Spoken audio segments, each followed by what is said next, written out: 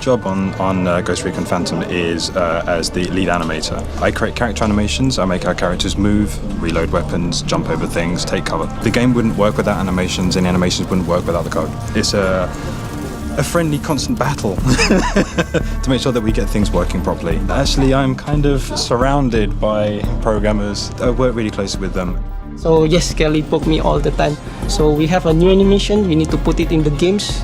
My job is to make sure that we only need a small tweak, small adjustment, so the animation works well even with the new characters and new assets.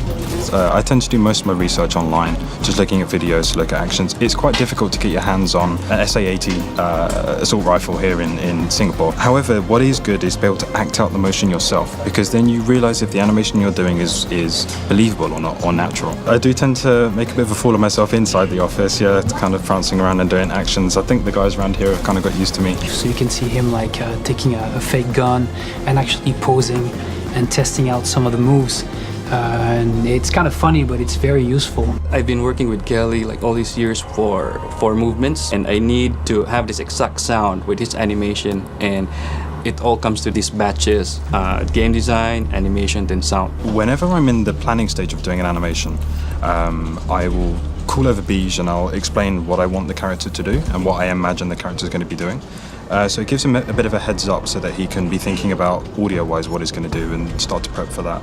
Once I've finished the animation, I sit back down with him and show him through, and then he takes over and adds all the good stuff. Well, sound design is paramount for any game really, but Ghost Recon Phantoms in particular, because it really adds to the sense of immersion. You really feel like you are on the battlefield with your teammates fighting for the win. For Ghost Recon Phantoms, all the weapons start in Nicole's great list of guns. So we start processing by, editing, adding effects, making it loud, making it distinct from the other guns, and we hook it up with the artist's 3D model and animation for the reloads, and that's it. There's naturally an immense amount of creativity on Ghost Recon Phantoms. Everybody can contribute to ideas and feedback.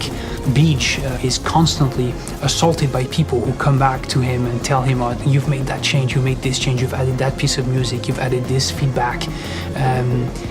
Because we can and because we care. What I want to do is I always want to please the players. The sound that I really like is the sound of the AK-12. I've been able to create a mark, something that is me, but it's not. Something like a blend of both, and that makes me very proud. The slightest mistake has an immediate impact and an extremely long-term memory. People remember you for what you've done,